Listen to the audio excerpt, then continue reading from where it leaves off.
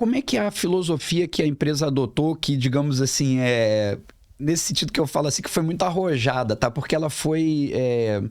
em muitas formas, ela realmente foi pioneira no mundo, tá? A gente tem coisas ali que a gente fez que eu tenho 20 anos de Digital Out of Home, comecei em 2003, sempre trabalhei como engenheiro, integrador, e tem coisas ali que eu nunca vi antes, tá? Então, basicamente, como que você começa? Você começa com o que você tem na mão, né? Então, como todo mundo, a gente começou com o GeoFusion, né? Então, a gente tem uma conta lá do GeoFusion, a gente faz aquilo ali, é uma base censitária, aquilo tem seu valor. Né? Então a gente pega aquilo ali, usou aquilo. Depois a gente fez contato com os órgãos públicos, porque tem dados públicos de transparência do metrô e do ônibus, né? Alguns eu tenho só do metrô, alguns eu tenho só do ônibus, alguns eu tenho dos dois. Então a gente começou a entender que falou assim, olha, isso foi até a postura que o Edu e o Paulão sempre falaram. Falei assim, olha, nós somos primariamente uma empresa de dados e secundariamente um veículo. Obviamente que você vai se tornando de fato uma empresa de dados à medida que você começa a coletar esses dados, né? No início isso é uma ideia. Mas a gente teve essa abordagem. Então a gente falou assim, eu quero todos os dados. Eu quero tudo que tiver, tudo. Eu quero tudo que eu puder botar a mão, eu vou botar, né?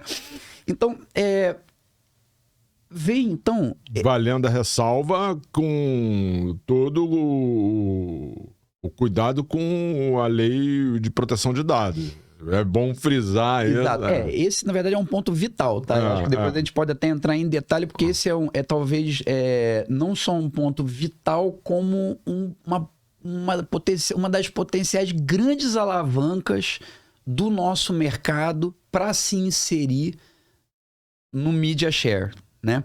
Mas a gente chega lá na privacidade, que esse assunto é fundamental, é transparência e privacidade. Mas então a gente começou com esses dados e o que acontece? A gente rapidamente começou a entender essa questão da natureza dos dados, né? Então a gente via que, por exemplo, um órgão público entregava para a gente com 30 dias, o outro me entregava com 60 dias.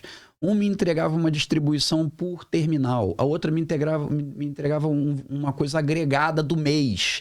Então, é isso. Voltou aquilo que a gente estava falando, que eu tenho dados com baixa granularidade, né? Então, eu não tenho, por exemplo, um hora a hora, eu não tenho, sabe?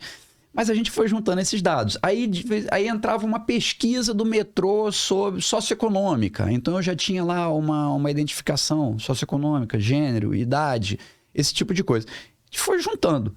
Eventualmente, a gente começou a ligar sensor, né? E aí... como é que era o estado, então, aí dando um passo atrás, né? Então, como é que era o estado da arte no mercado internacional? Então, basicamente, a gente começou com esses dados censitários, né, que era o que a gente tinha, né? Então, esses dados censitários, de forma, vamos dizer, ampla, assim, até inclui esses dados do transporte público, porque são dados que eles...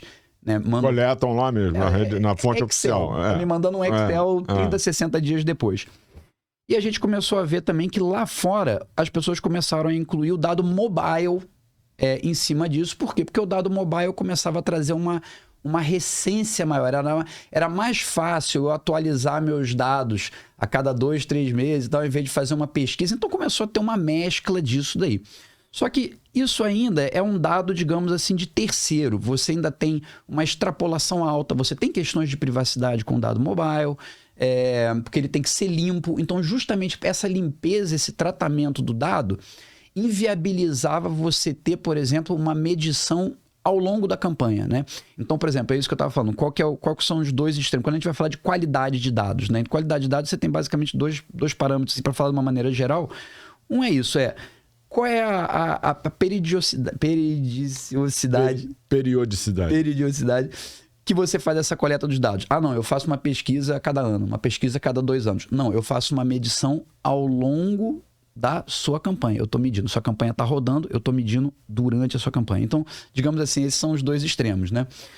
Então, o mobile tem talvez uma limitação nisso. Eu tenho que medir antes, eu tenho que fazer uma limpeza, um tratamento desses dados e eles vão ser posteriormente disponibilizados.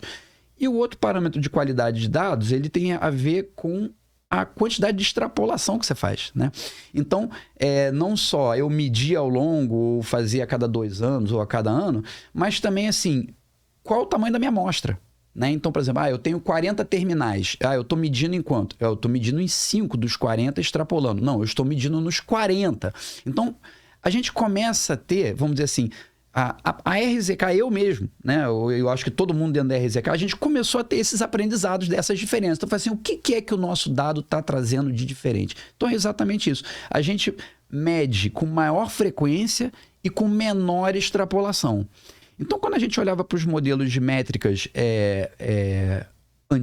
vamos dizer assim, que são os padrões globais, né? Então, por exemplo, o padrão global que você olhava lá fora, ele era basicamente isso. Eram pesquisas com dados mobile e que, digamos assim, davam uma resposta para o mercado, mas que, de certa forma, nivelavam os dados numa qualidade que não era muito alta. Então, quando você faz isso, na verdade, você dá uma, digamos assim, você... Era a medida do possível, né? Você nivela por baixo e tira o estímulo de alguém fazer algo melhor. Então, por exemplo, se o nível do mercado é um determinado padrão com mobile e pesquisa e tal, que estímulo eu tenho para encher meus terminais de sensor, entendeu? Então, por isso que essas discussões aqui, digamos assim, são boas e acho que a gente está tendo na BOH e que teve lá no DPA em Nova York, enfim. Porque a gente vai começando a trazer essas diferenças. Fala assim, olha, o que existia antes do programático, o que existia antes do advento de um Google nesse mercado, sabe? Mudou, né? Então a gente tem que começar a falar isso de uma outra forma, né?